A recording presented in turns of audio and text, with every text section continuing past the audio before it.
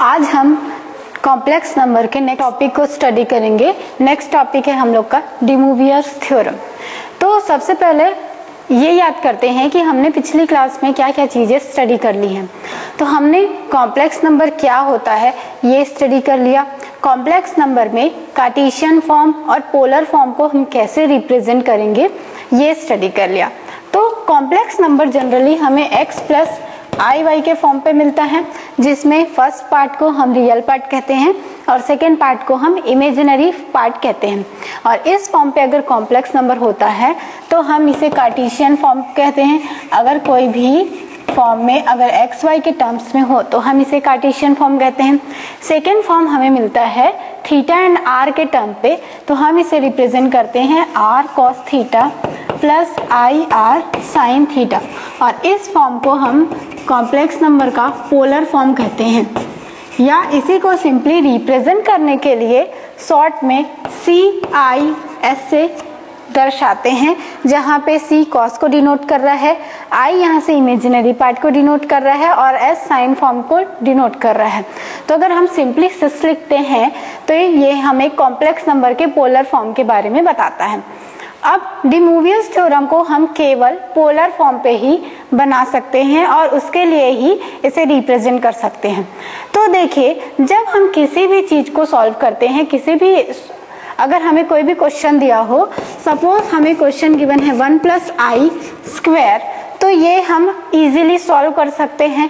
यहाँ पे हम चाहें तो a plus B whole square वाला फॉर्मूला यूज करें या इसे 2 टाइम्स लिख के मल्टीप्लाई करें, हमें इसकी वैल्यू मिल जाएगी। पर अगर यहीं पे हमें इसके पावर पे 2 की जगह 12 गिवन हो तो ये हमारे लिए एक कॉम्प्लिकेटेड मेथड होगा। इसे सॉल्व करने में हमें ज़्यादा टाइम लगेगा और बहुत सारी डिफिकल्टीज आएंगी। ऐसे ही अगर 12 की जगह पे हमें और बिगर पावर दे, अगर हमें यहाँ पे पावर 60 मिलता है तो भी हम उसे सॉल्व तो कर सकते हैं, पर एक टाइम कंज्यूमिंग प्रोसेस होगा ये। तो इस सभी डिफिकल्टीज को दूर करने के लिए डी मूवियर्स थ्योरम बताया गया और इस थ्योरम के बेसिस पे ये दर्शाते हैं कि अगर R cos theta plus i R sine theta है, कोई भी टर्म अगर हमें पोलर फॉर्म पे गिवन है और इसके पावर पे अगर कोई भी नंबर है, एन यहाँ पे किसी भी नंबर को डिनोट कर रहा है, तो यहाँ पे देखिए, जब हम डी मूवियर्स थ्योरम बताते हैं तो वो हम यहाँ पे आर के टर्म को यहाँ से पहले हटाते हैं, उसके बाद हम थ्योरम देते हैं। तो इसके लिए हम सबसे पहले आर अगर कॉमन ले लें तो हमें मिल जाएगा R cos theta plus i sine theta, ये हमें टर्म मिल गया। अब हमें इसके पावर पे n गिवन है, तो सबसे पहले हमने r को हटा लिया, तो यहाँ से हमें r की पावर n मिल जाएगी। अब देखिए ये टर्म हमें मिल रहा है, तो इसके लिए जब हम थ्योरम बताएंगे, हम टोटली इस टर्म के लिए थ्योरम डिफाइन करेंगे, तो हमें मिल जाएगा cos n theta plus i sign n theta. यहाँ पे जो भी इसका पावर गिवन था वो पावर हमें यहाँ से उसके एंगल पे मिल रहा है। और इसी थ्योरम को डी मूवियर्स का थ्योरम कहते हैं कि किसी भी नंबर के उसके पोलर फॉर्म पे कोई भी पावर हो, कितना भी बिगर पावर हो, उसे हमें साइन थीटा और कॉस थीटा के साथ उसके एंगल पे लेना है। सेकेंड देखिए, अगर इसी पे हमें नेगेटिव साइन गिवन है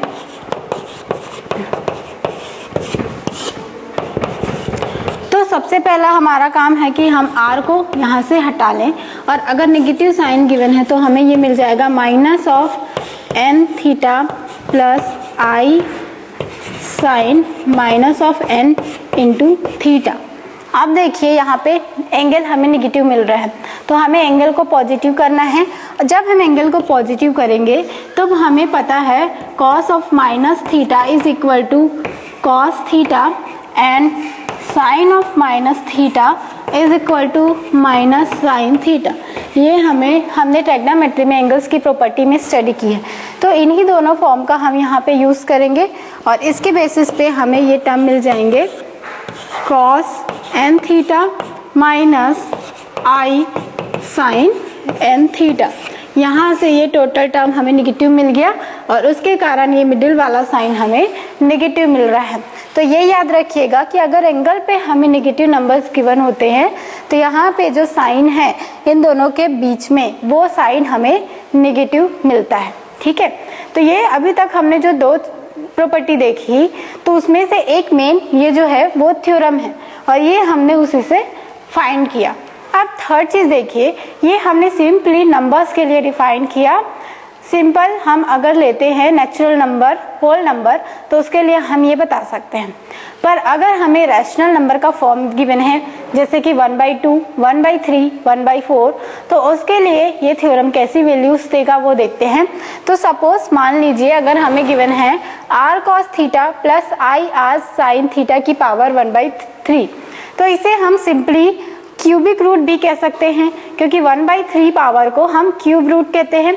तो अगर हमें इस फॉर्म का क्यूब रूट फाइंड करना है तो हमारा सबसे फर्स्ट प्रोसीजर यही है कि हम r को पहले अलग करें। अब जब हम r को अलग कर लिए तो हमें मिल रहा है cos theta plus i sin theta की पावर 1/3। अब डिमोवियस थ्योरम के बेसिस पे हम क्या करेंगे, इस पावर 1/3 है इसे हम इसके एंगल के साथ मल्टीप्लाई करेंगे।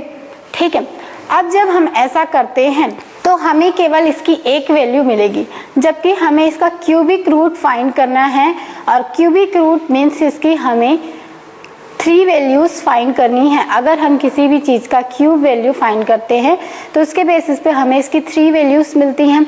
अब अगर हम यहाँ पे 1/3 को डायरेक्टली मल्टीप्लाई करते हैं तो यहाँ पे हमें उससे केवल एक वैल्यू मिलती है जो राइट नहीं है। तो इसके लिए हम इसका सॉल्यूशन कैसे करेंगे देखिए, उसके लिए हम क्या करेंगे, cos theta plus 2k pi by 3। देखिए यहाँ से ये थीटा इस एंगल को डिनोट कर रहा है जो यहाँ से पहले से होगा, प्लस 2k पाई अपॉन 3। यहाँ पे 3 इसी चीज को डिनोट कर रहा है जो हम डायरेक्टली मल्टीप्लाई किए और उसके साथ हम 2k पाई को ऐड किए हैं जहाँ पे k की वैल्यू हम कांस्टेंट पुट करेंगे। अगर हमें क्यूब रूट फाइंड करनी है तो हम 0 से स्टार्ट करके फर्स्ट 3 वैल्यू पुट करेंगे। अगर हमें स्क्वायर रूट फाइंड करनी है तो हम 0 से स्टार्ट करके 2 वैल्यूज रखेंगे। तो यहाँ पे हम k की वैल्यू 0, 1 एंड 2 3 वैल्यूज पुट करेंगे और उसके अकॉर्डिंग हमें यहाँ पे 3 रूट्स मिलेंगे। ठीक है, अब वैसे ही हम साइन को जब रिप्रेजेंट करेंगे तो ये हमें मिल जाएगा i sin theta plus 2k pi divided by 3 और k की वैल्यूज हमें 0, 1, 2 रखते जाना है और उसके अकॉर्डिंग हमें 3 रूट्स मिलेंगे। तो ये सिंपल है डिमोवियस थ्योरम क्या होता है और उसको हम एक्सप्रेशन के फॉर्म पे कैसे लिखते हैं और उसी से हमने 2-3 रिजल्ट्स फाइंड किए। अब हम इस पे बेस्ड एक क्वेश्चन देखते हैं। देखिए क्वेश्चन हमें गिवन है √3 माइनस आई की पावर 8। अब यहाँ पे क्वेश्चन हमें कार्टेशियन फॉर्म पे गिवन है तो सबसे पहला काम हम यही करेंगे, इसे हम पोलर फॉर्म पे कन्वर्ट करेंगे। पोलर फॉर्म में कन्वर्ट करने के लिए हम पहले इसका कंपेयर करते हैं √3 माइनस आई, इसे हम x प्लस आई वाई कॉम्प्लेक्स नंबर से कंपेयर करेंगे। तो यहाँ से हमें x की वैल्यू √3 मिलती है एंड y की वैल्यू -1 मिलती है। अब हमें r एंड थीटा की वैल्यू फाइंड करनी है। हमें मालूम है r की वैल्यू होती है √2x² प्लस y²। यहाँ पे x की वैल्यू √3 है तो ये हमें मिल जाएगा √3 का स्क्वायर प्लस y की वैल्यू -1 है तो ये हमें मिल जाएगा -1 का स्क्वायर। जब हम इसे सॉल्व करेंगे तो हमें r की वैल्यू मिल जाएगी √4 और उसके जब हम सॉल्व करेंगे तो हमें r की वैल्यू 2 मिल रही है। इसके बाद हम थीटा की वैल्यू फाइंड करते हैं। तो देखिए थीटा की वैल्यू अगर हम देखें तो थीटा हमें मिलता है tan इनवर्स y/x का फॉर्म। अब यहाँ पे हम y और x की वैल्यू पुट करते हैं तो y की वैल्यू है -1 एंड x की वैल्यू है √3। तो ये हमें मिल गया tan इनवर्स -1/√3। अब जब हम इसे सॉल्व करते हैं तो किस एंगल पे हमें tan की वैल्यू 1/3 मिलती है। अगर हम उसी एंगल को नेगेटिव ले ले तो उसी वैल्यू पे हमें वो मिलेगी। तो हमें मालूम है tan 30 डिग्री की वैल्यू हमें 1/3 मिलती है और tan 60 डिग्री के देखें तो हमें √3 मिलती है। तो ये जब हम इस एंगल को सॉल्व करेंगे तो यहाँ से हमें थीटा की वैल्यू मिल जाएगी -π/6। ये यहाँ पे माइनस इसलिए ले रहे हैं क्योंकि ये एंगल हमें नेगेटिव डायरेक्शन पे मिल रहा है, इसीलिए ये साइन, नेगेटिव साइन इसको इंडिकेट कर रहा है। अब देखिए हमें r एंड थीटा की वैल्यू मिल गई। अब हम इसका पोलर फॉर्म लिखते हैं, तो इसका पोलर फॉर्म हमें मिलेगा 2 cos -π/6 plus I into 2 sin -π/6। अगर हम इसे z से डिनोट करें तो इसका पोलर फॉर्म की वैल्यू हमें मिल गई 2 cos -π/6 प्लस I 2 sin -π/6। अब देखिए एंगल यहाँ पे हमें नेगेटिव मिला है, तो सबसे पहले हम एंगल को पॉजिटिव करते हैं, तो हमें यहाँ से मिलेगा 2 cos π/6, क्योंकि cos minus theta cos theta के इक्वल होता है, और ये नेगेटिव यहाँ पे हमें मिल जाएगा, ये हमें मिल गया I sin π/6। और हमें क्वेश्चन में गिवन है इसके पावर पे 8, तो हम जब इसे कन्वर्ट कर लिए पोलर फॉर्म पे तो इसके पावर पे भी हमें 8 मिलेगा। अब हमें इसे सॉल्व करना है, तो सबसे पहले हम 2 को बाहर करते हैं, तो हमें मिल जाएगा 2 की पावर 8। उसके बाद हमें टर्म मिल रहा है cos π/6 माइनस I sin π/6 की पावर 8। अब हम इसे सॉल्व करते हैं और यहीं पे डुमोवियस थ्योरम यूज़ करते हैं, तो हमें मिल जाएगा 2 की power 8 cos 8π/6 minus I sin 8π/6। अब देखिए यहाँ से जब हम इसे सॉल्व करेंगे तो ये हमें मिल जाएगा cos 4π/3 माइनस I sin 4π/3।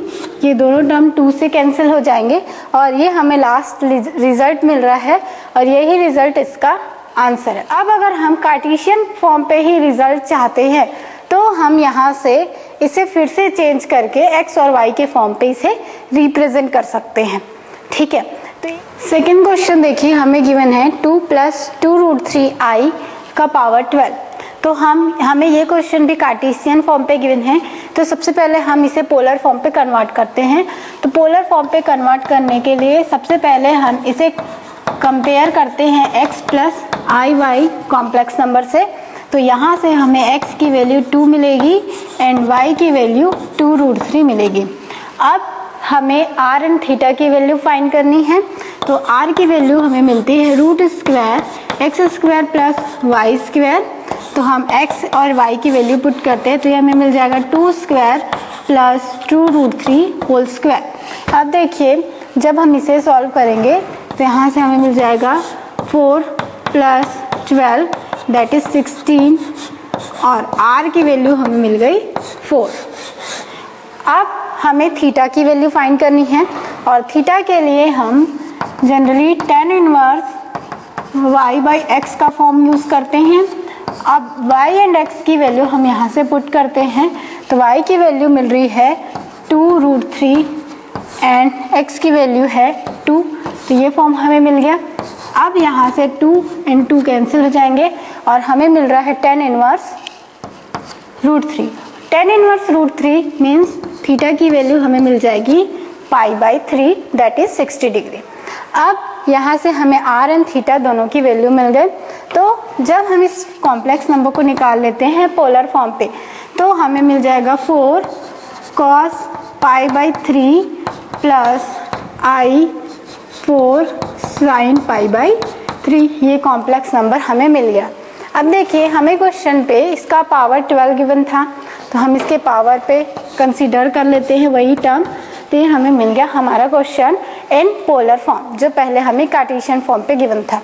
अब हम जब इसे सॉल्व करते हैं, सबसे पहले हम 4 को बाहर करते हैं, तो हमें मिल जाएगा 4 का power 12 cos π/3 plus I sin π/3 power 12।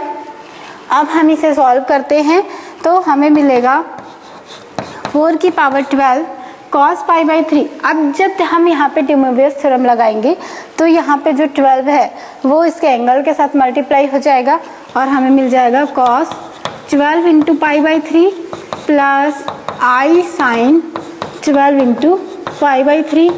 यहाँ से 3 से 12 कैंसिल हो जाएगा, तो हमें मिल जाएगा cos 4 pi plus i sign 4 पाई। अब हम यहाँ से इनके एंगल्स की वैल्यू पुट कर सकते हैं। तो हमें मालूम है cos पाई की वैल्यू -1 होती है।